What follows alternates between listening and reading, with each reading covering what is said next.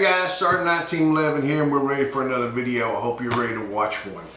Before we get into good stuff, I need to make sure and ask you guys, check out my sponsors down there, Continental Computer, D&W Outdoors. Everybody's on board. We're having a good time.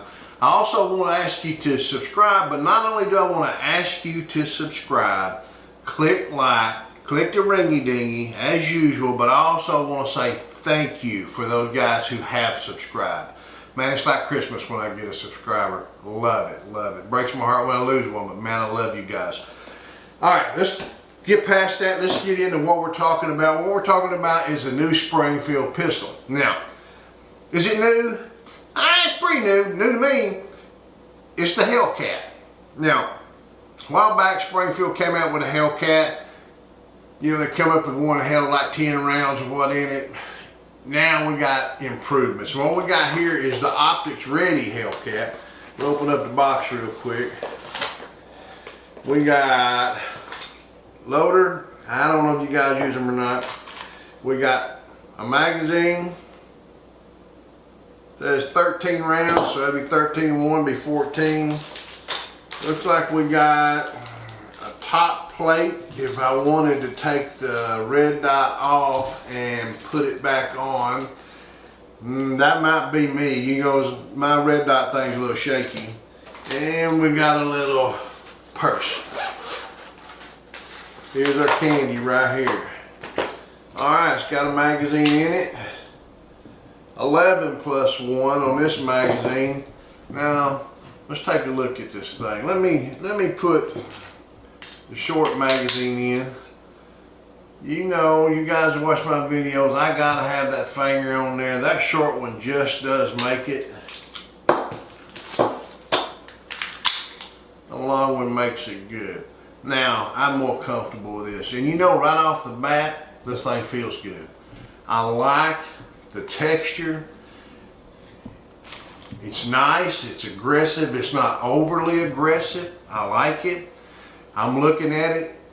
I see serrations on the front and the back. 3 straps here, about 6 here. Nice little weapon. It's open all the way across the top. It's open for good ejection. It's got the red dot on it. Let me just kind of start here and kind of go back just a little bit so I try not to miss things. I know everybody's noticing the front of this thing. The muzzle brake on it. Handgun with a muzzle brake, yeah, it's not new, but this little subcompact, let me roll it over and get up close. If you look right here underneath, there's a little key that has a spring in it. If you can hold that key up, you can unscrew the muzzle brake and take it off and screw on your suppressor. Is that neat? Yeah, that's neat. Would that be nice? Sure, that'd be nice. But now my subcompact's about this long, but you know, what are you doing with it? Practicing? I don't know. You need practice the way you're gonna carry, don't you? That's neither here nor there. Do I like suppressors? Yeah, I do. Let me talk about the trigger here a little bit. Trigger, flat. It's got the blade safety in it like all Springfields do, like the XD did, the XDs. It does not have a back strap safety. It does have a safety on the side here. It actually is ambidextrous, there's 2. Look how small that thing is. That is really, really a small safety. It's not sticking out there 4 inches. You know, I'm exaggerating here. I'm trying to make my point. It's close to the frame. It's small. You know, I don't know that I would carry it with the safety on in particular because these things have such a long, hard trigger pull, similar to a Glock. Thing's probably anywhere between 7 and 9 pounds. It's flat. That feels good. That's a little different. It's not a rounded trigger. I like that. The sights on it got a nice, pretty white glowing U back there. You know, if I add that with that red dot, I may just be using that and not the actual red dot itself, but we'll figure it out. It's got an external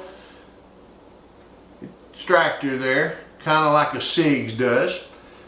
Got a side slide lock on one side, ambidextrous safeties. The magazine release is good size, oversized, and my understanding is it's also reversible where I could reverse it. Now I'm talking more ambidextrous. I've got my magazine release on one side, I've got safety on either side. You know, the only thing that I would say is not ambidextrous is a takedown or a slide lock, and I don't know that you need a slide lock to be ambidextrous. I think this is a nice little handgun. It feels really nice. You know, it feels nice. It fits my hands real good. I got a large hand, but I don't have a mutt, a big mitt. I mean, my hands are not overly sized, and they're not small. I'm the average guy, so this is probably for everybody else. I did my first Glock the other day.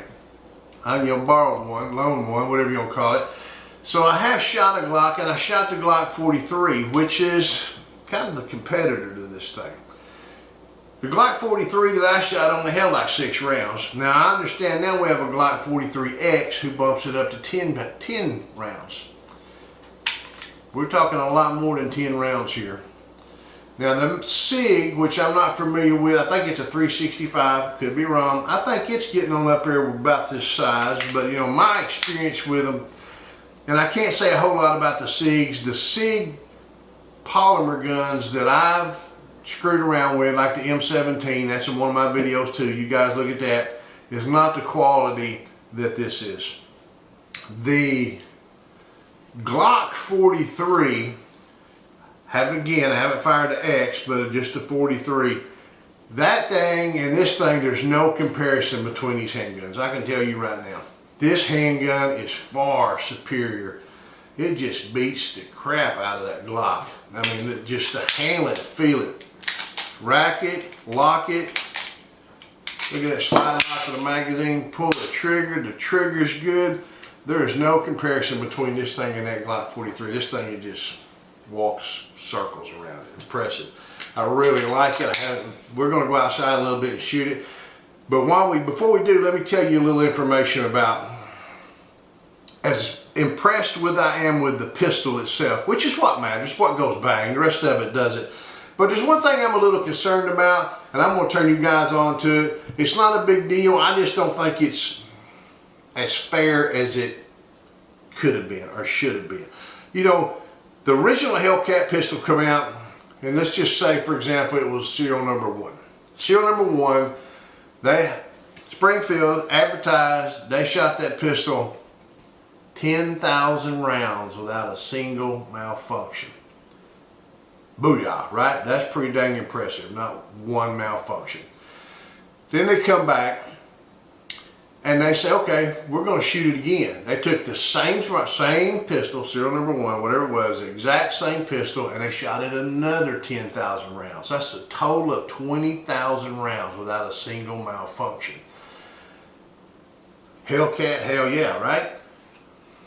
But the advertising, the marketing will say that, and everybody will talk about there's, what a large capacity for this size handgun, and that is absolutely true. But one thing, let's talk about the 20,000 rounds. They openly, if you watch the video, which I'm afraid some people do, some people do not, and then, I'm not nixing the handgun at all. I just think apples to apples. They will tell you in the video, not everywhere, I'm going to fire this gun for 250 rounds and I'm going to lubricate it. Okay, I think that's fair. I'm going to shoot it 1,000 rounds and I'm going to completely disassemble the gun, completely clean it and lubricate it and put it back together. We're getting iffy now. We're stretching our 10 and 20,000 things because I don't know how far they went into detail of completely disassembling and reassembling and lubricating. How many? We're going to disassemble our guns, guys, and clean them where we should. I don't know. But here's where I really think we got a problem. They've shot 10,000 rounds, and every look at the video, every 2,500 rounds or so, they completely disassemble the gun and replace the springs and everything inside the handgun.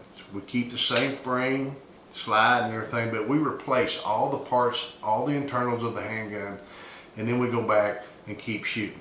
You and I, and a normal consumer, normal handgun, I don't think we're going to go out and replace all the internal parts of a handgun just to do it. So are we comparing apples to apples? I think up to some point we are, but at some point we lose that comparison, and I almost feel like I'm, not intentionally, but to some degree, because of my own lack of due diligence, I'm losing the true test. Anyway, that's here and there. I think superior to a Glock. My limited experience with Glock. I do have a lot of experience with the XDs. This one, no, total new design. I tell you what, let's do. Let's wrap it up in here. Let's go outside and make it go bang, bang, bang, and then we'll see what else we can say about it. Okay, we moved outside of the hideout. We're out here in front of the gongs, gonna do a little diggy-diggy. One thing I forgot to mention, you know, in the test they had out there, not only did they get that free ammo, 100 and something grain, was above, maybe 124 grain 9mm. Check it out yourself, I may be wrong. I know it was not the 115 grain free ammo. They used many different magazines. So we didn't run the same magazine for all 10, 20,000 rounds. So we're also using different magazines. Things wear out. I just don't think it was an apple-to-apple test. Now, one thing I did do recently, and I'll try to get that video up before I do this one, I did shoot my first Glock. I shot the Glock 43, I think it was, 9mm. It had almost half the capacity as this magazine does at the same size. So Springfield is really figuring out what to do there. You know, other reviews are telling me the same thing. You know, skip the Glock, go to the Springfield. I don't have any Glocks. I did finally do one. I wasn't impressed with it, and we're going to find out about this gun right here. When I was loading these magazines up, I want to tell you one more thing. Now, I did notice, as I mentioned earlier, that we were not able to get, you know, they weren't shooting a full 13+1 or anything like that in the magazines. And when I come out and loaded up the magazines, on the 11-round magazines, I could only get 9 rounds in the magazine. That's all I could force into it. So really, 8 rounds, 8+1. On the 13-round magazine, I could get 11 rounds in it. I couldn't get another round in it. You know, I'm sure that you know, I couldn't get one in it, and damn sure don't want to try to force it anymore than I will, because then I'm going to have that failure to feed function. So what I'm going to do is I'm going to go ahead and shoot both of these rounds. I'm going to shoot the little short one first. I'm going to lock the slide back and load it from that position and see what we do. Let me get my new hearing protection on. Notice it's not stuck in my ear. So let's put this on.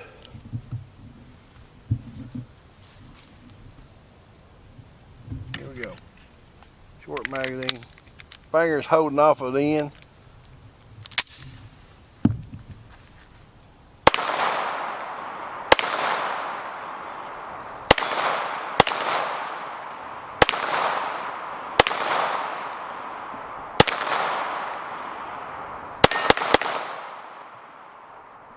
Then ran all of them, ran dry, no problems at all. Said the only thing I didn't really like about that is my fingers coming off the end, and the triggers on a polymer gun. I'm just not a fan of a polymer trigger. Now let me say that again. I'm not a fan of a polymer trigger on a polymer gun. There are some cases where I have fired a polymer trigger, like on a Ronin 10mm. I believe it's a polymer trigger. Could be wrong. I'm sure somebody will fact check me. But I believe that's a polymer trigger, and it's a good trigger on that Ronin. But it's not a polymer gun. So now I got the larger 13-round magazine. My hand does fit that somewhat better. A little awkward for me trying to look at the size, but the weapon fires good. It feels good in the hand. You know, does rattle a little bit. but the slide is locked back, so I'm gonna go ahead and see what we can do here.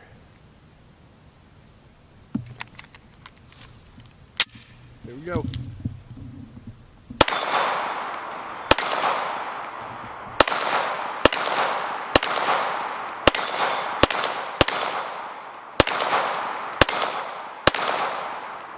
Now, if you'll notice, I believe that was 11 rounds out of that 13 round magazine. But truthfully, that's the only criticism I have of the handgun. I'm not going to criticize their test. I wasn't there. You know, I didn't participate in it. I'm just watching the video, and just like you guys do me, and I appreciate it. I hope they appreciate it. When you say it nicely, you know, I need all the help I can get, and maybe they can too. I'm not trying to blow smoke up your skirt. I'm trying to do a good job. So, is this a good handgun? I believe so. Would I want to carry it for self-protection? I believe so. I'll tell you one thing, when it comes to a Glock, this thing outshines a Glock 43 in numerous ways. Texture, trigger pull, capacity, sights. There is no comparison. This thing is in a league of its own if you're talking about comparable size pistols.